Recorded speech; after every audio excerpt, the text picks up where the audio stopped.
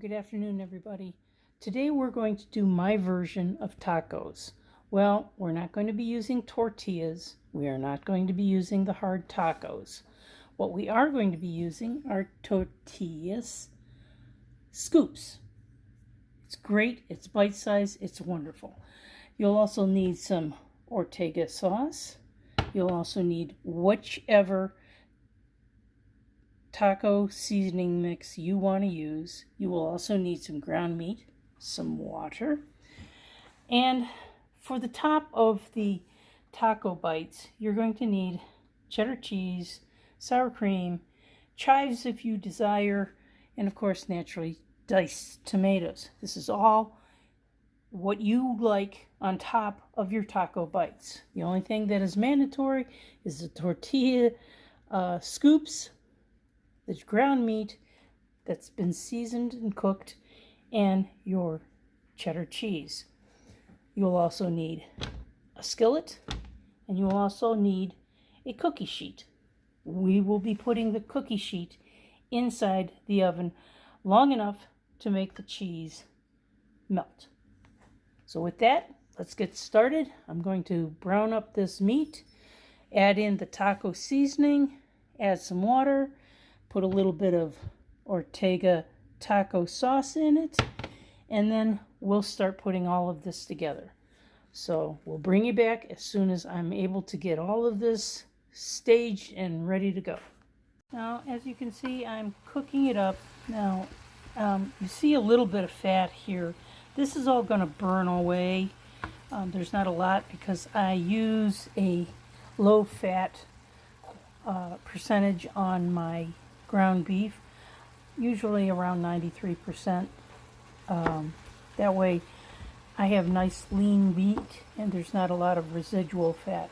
If there's any left over, as you can see here, I'll just spoon that off or dab it off with a paper towel so that I got my meat almost prepared for the taco seasoning and subsequently the Ortega sauce and water. So we'll bring you back as we get this cooking further and get it done and get all of the residual,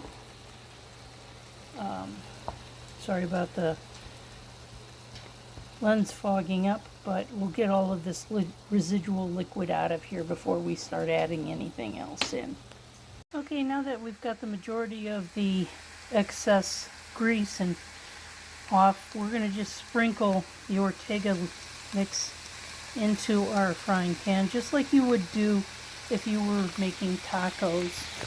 And I'm just going to stir it around a little bit here. Sorry about the filming, but I'm dealing with hot stuff here.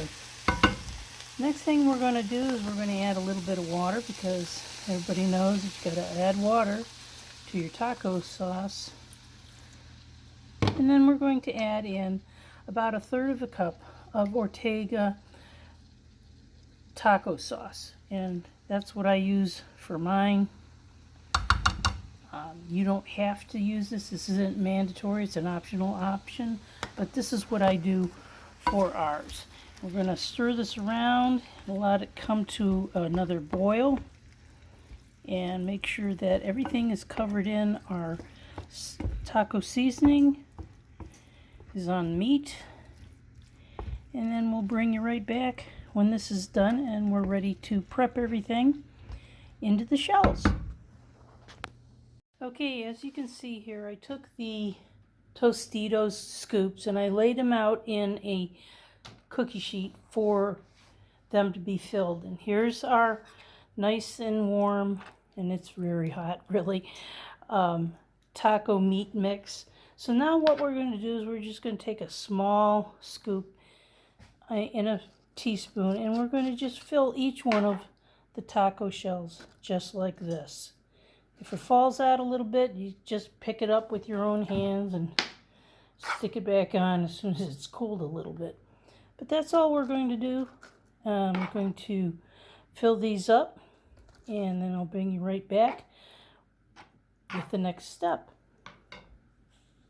Okay, as you can see, I've taken all of my taco mix and I've placed them inside the shells.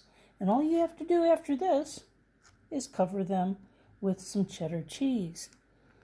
And it doesn't have to be exactly perfect.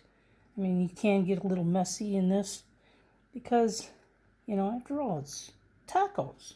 Tacos are a little messy.